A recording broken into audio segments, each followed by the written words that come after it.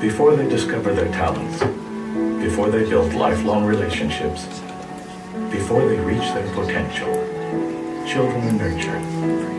They are read to, they are nourished, they are loved. For many children and for many families in Arizona, this takes a community of caring and knowledgeable people who have the skills and resources necessary to shape happy, healthy, productive children. Every family deserves the hope and opportunity this provides. Every child deserves a fair chance. It's about their future, and it's about ours. When they reach their potential, everyone benefits, and all of us know what that takes. First things first.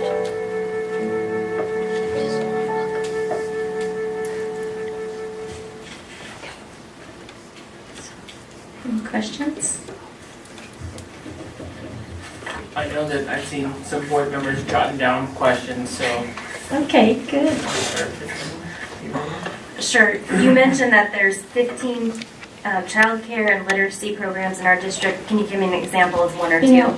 Yes, absolutely. The programs, the 15 programs are Quality First Centers. They're the child care centers. And of course, concomitant with anything that Quality First is addressing literacy and all issues that surround early care and education and providing quality.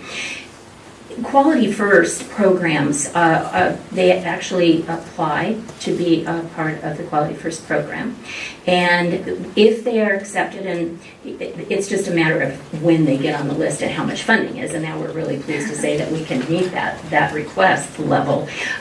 They are assigned a coach, and they can then take advantage of that person who will come in, work with their program. They'll receive financing to help actually support the needs that they have with equipment. And that could be playground equipment, that could be tables that fit children, they're toddlers, and rather than having huge tables and chairs, it's the coach and the staff really come up with the laundry list, if you will, of things that they may need to really create a quality environment. And there are supports with mental health consultation for programs that may be struggling with children who have social emotional issues. And so the mental health consultants come in and work with the Quality First coach, work with the director, work with the teachers.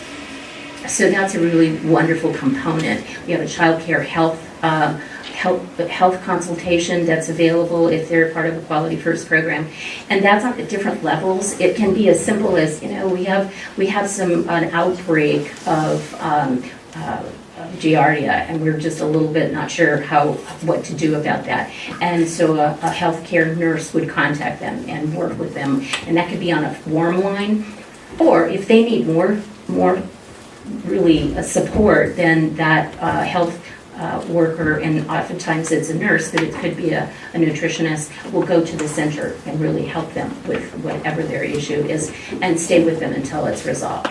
So it's mental health, it's child care, health, physical health, and then just programming, how to really provide a good program. And of course it costs money to do that, so we provide them the money to do it. And it could be books, it could be all of that. And then Central Phoenix has another program that just sort of lays with that and interfolds, and it's called the Inclusion Special Needs Children in. So those, and it's not just Quality First programs, but it could be any child care program in the region who would like to have support with children in their program that may have special needs. And then they'll have therapists that can come in, help the teachers. It could be an occupational therapist or a speech therapist. They don't work directly with the children. That is one thing that's really clear about First Things First, is that we are not a provider of direct services for healthcare, but we provide the support to the teachers in this case. So those programs that are listed here are actually child care centers, right? And and some of them have been in the program for 3 years, and some of them are just new. They've just come on, and we'll be, and I would just encourage you to, if you wanted to know more, it's pretty complex, to tell you the truth. I could probably spend a lot of time on telling you about Quality First, but there is a new component that will be starting in fiscal year 2013, and it's going to be a rating system.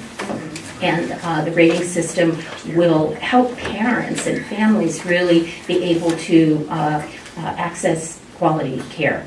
And so the rating goes everywhere from 1 star all the way up to 5 stars. And then eventually those supports, like our scholarship funds, they will be attached to the quality programs. This is all going to take a process of time. But at this point, all programs are provided scholarships if they request it. And you said you could provide us a list of those 15 I programs? absolutely will. You bet. Would you? Thank I'll you be so glad. much. Okay, yeah. Questions, just thank you for being in our neighborhood. Yes, yes. A lot of my questions were answered by Susan, but I have a question. I know you serve birth through 5 in the bullet. And you serve primarily lower income individuals, those who fall below the poverty level, am I correct on that?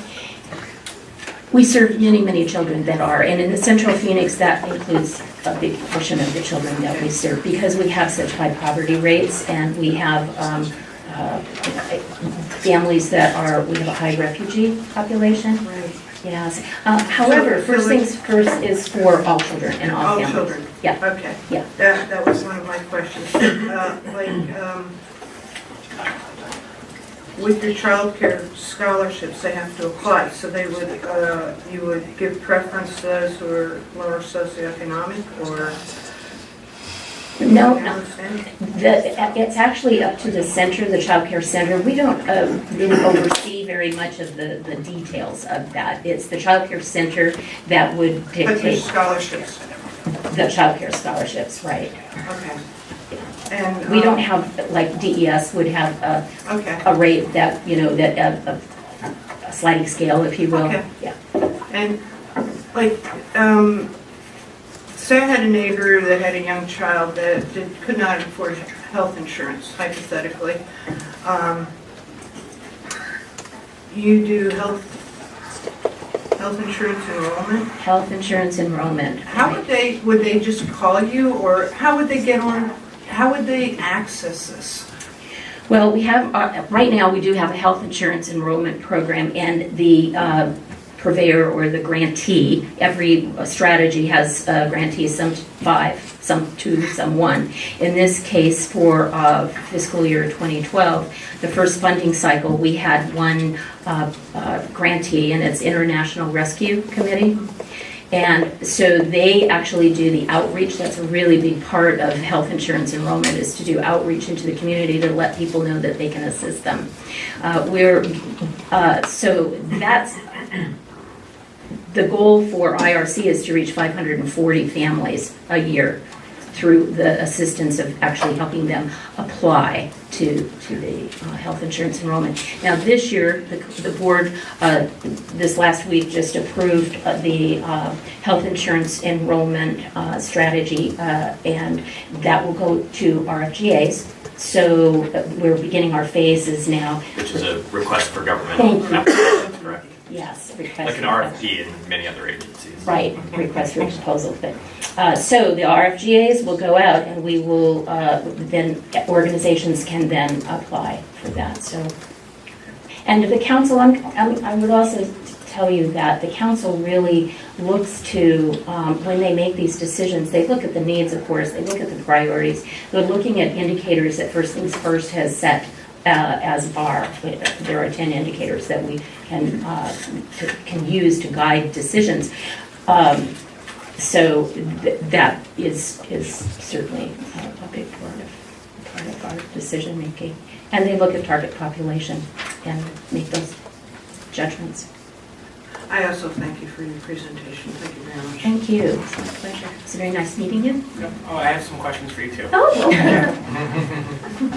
Ms. Phyllis Johnson, thank you for being here tonight. I think this is a very important topic, and I appreciate the education that you've provided for me. I've been spending a lot of time at the legislature, and so the reality that exists there is different, so some of my questions are tinged by that. Okay, So bear with me. sure. First things first, like if I'm just thinking of the mission, like I see all these things that you are doing and services you're providing. And yesterday at the House of Education Committee, the representative, Chester Crandall, kept referring to First Things First at least 20, 30 times.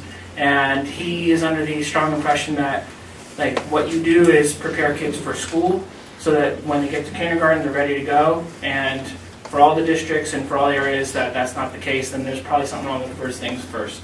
So I understand you're interested in increasing access to quality early education, but is the mission to prepare kids so that they're ready to start kindergarten, or how would you, like, what's That is the mission. It's absolutely the mission, is to ready children for learning and succeeding in school. And so all of the funding and energies go towards that effort. Okay. How do you measure that? Well, it's interesting you should say that, because I mentioned just briefly the indicators that the state board has through task forces, meetings throughout the course of the last year. Advisory councils have come together and provided indicators that would be representing the family support, health, and early care and education. And all of the regions then choose the indicators that seem to be the best fit for their community. The next step for the board will be to set benchmarks for those indicators. We haven't got those yet, but that is the next step, which is at that point then we'll be measuring how far are we moving the needle for those indicators. Okay, good. And okay, so my next question is, one of the challenges that we have here in Creighton is in our very small school district, we overlap multiple boundaries, city limits, legislative districts, congressional districts, etc. Yes. So when you refer to the 31 councils, I'm wondering, is Creighton, the entire school district, does that fall in one council, or are we split amongst councils as well with First Things First? You know, I have to say I can't be definitive about that. I would have to get back maybe. I think that we are almost entirely within Central Phoenix. We might, because